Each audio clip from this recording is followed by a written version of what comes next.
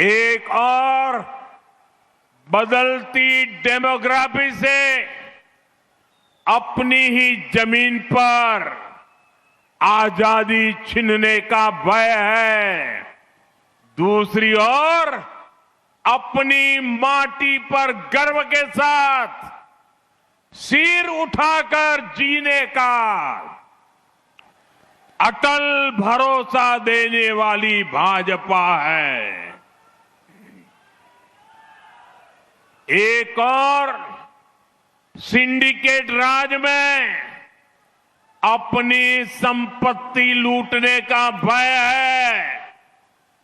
दूसरी ओर सिर पर पक्का घर और जमीन के मालिकाना हक का भरोसा है। एक और संदेश खाली जैसी बहनों की चीखें और बेटियों पर होता निर्मम अत्याचार है।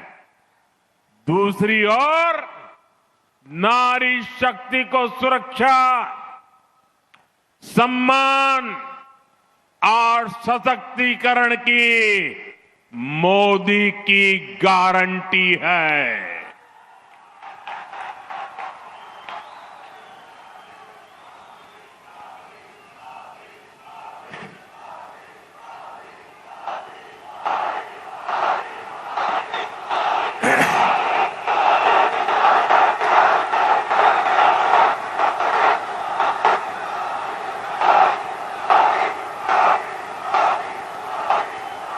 एक और बढ़ती बेरोजगारी और पलायन का भय है।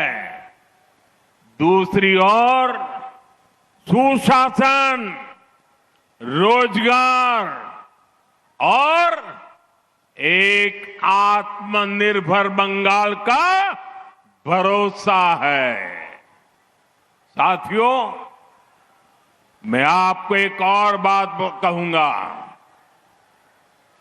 मतदान वाले दिन टीएमसी के गुंडे आपको जितना भी डराए, आपको कानून पर भरोसा रखना है। इस चुनाव में बंगाल से भय भागेगा। भाजपा की महाविजय से भरोसा जागेगा। बांग्ला থেকে ভয় পালাবে, মহাবিজয় থেকে সূর্য জাগবে। और मैं आपको भरोसा देता हूं, इस बार चुनाव के बाद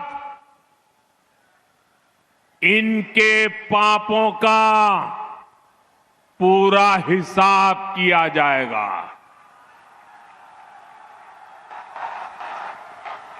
चुन चुन के हिसाब किया जाएगा।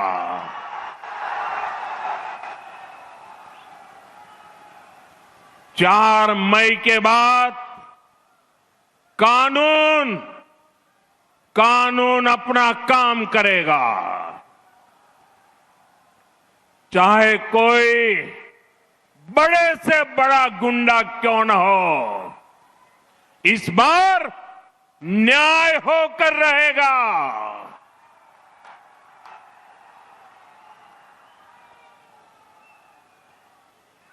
एक बात मैं आपको और बता दूं, ये इतने वर्षों से बंगाल की जनता का पैसा लूटा गया है। हर भ्रष्टाचारी को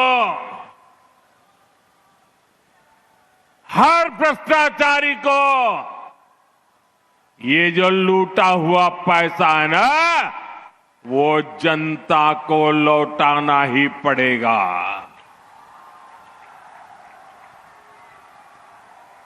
साथियों, यहां की निर्मम सरकार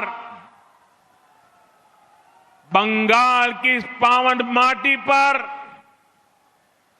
हर रोज लोकतंत्र को लहूलुहान कर रही है।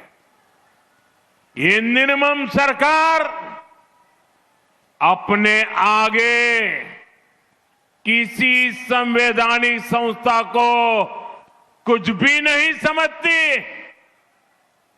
आपने 2-3 दिन पहले ही देखा है, पूरे देश ने देखा है, देश के न्यायप्रिय नागरिक चौंक गए। कैसे मालदा में न्यायिक अधिकारियों को बंधक बनाकर रखा गया। सोचिए, ये कैसी सरकार है, ये कैसी व्यवस्था है जहां जज और संविधान की प्रक्रिया भी सुरक्षित नहीं है। तो बंगाल की आम जनता की सुरक्षा की उम्मीद इन लोगों से कैसे की जाए? मालदा में जो हुआ वो केवल टीएमसी की उद्दंडता ही नहीं थी, ये इस निर्मम सरकार का प्रायोजित महाजंगल राज है।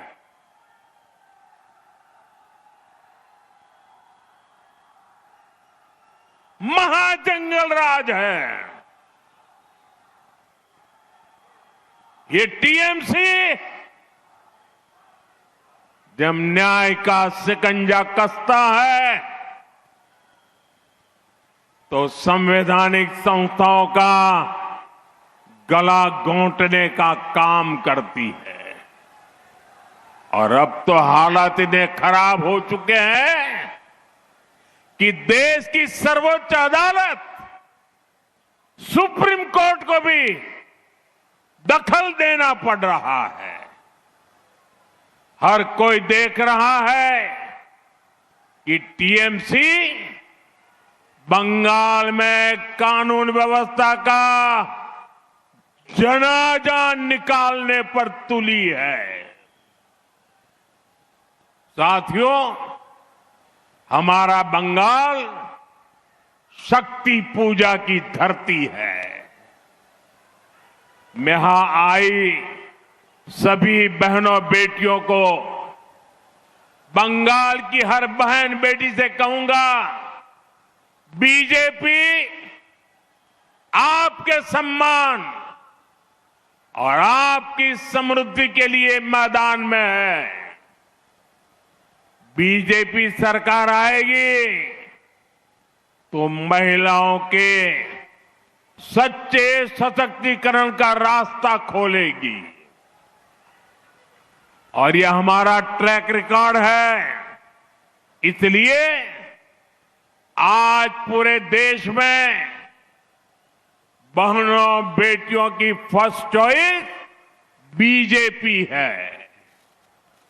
साथियों, अभी तक केंद्र की बीजेपी सरकार ने हर प्रकार की मूल सुविधाएं बहनों तक पहुंचाई। देश की 3 करोड़ बहनों को लखपति दीदी बनाया। लेकिन ये बहुत आवश्यक है कि देश के लिए होने वाले फैसलों में भी महिलाओं की भूमिका और अधिक बढ़े। इसलिए हमारी सरकार ने लोकसभा और विधानसभा में महिलाओं के लिए 33% रिजर्वेशन देने का कानून बनाया था। पश्चिम बंगाल सहित देश भर की बहनों को 2029 के 2029 के लोकसभा चुनाव से ही इसका फायदा मिले, अब ये सुनिश्चित करने का प्रयास है। इसलिए सरकार ने 16, 17, 18 अप्रैल को संसद का विशेष सत्र रखा है। माताओं बहनों का यह हक 40 साल से लटका हुआ है। अब और ज्यादा देरी ठीक नहीं है। और हां साथियों, मैं कूच बिहार से देश के सभी राज्यों को फिर भरोसा दिलाता हूं कि जिन भी राज्यों ने जनसंख्या नियंत्रण में अच्छा काम किया है, उनको सीटों के विषय में कोई नुकसान नहीं होगा। सभी का फायदा ही होगा। सभी राज्यों की भागीदारी और सबके अधिकार सुरक्षित रहेंगे। हम संसद में इस पर पक्का ठप्पा लगाना चाहते हैं कि महिलाओं के लिए अतिरिक्त सीटें बढ़े, ताकि राज्यों को इसका बड़ा फायदा मिले। साथियों, ये पूरे देश का काम है, ये किसी एक दल का काम नहीं है। इसलिए बीते दिनों हमने सभी पार्टियों से इसको लेकर चर्चा की है। मैं फिर से सभी दलों से कहूंगा कि आइए महिलाओं के हक के इस काम को सर्वसम्मति से मिलकर करते हैं। सभी दल अपनी सकारात्मक भूमिका निभाएं। मैं बंगाल की अपनी माताओं बहनों से कहना चाहता हूं, आप भी सभी राजनीतिक दलों पर दबाव डालें। उनसे कहें कि वो संसद में खुले मन से महिलाओं के अधिकार के इस कानून का समर्थन करें।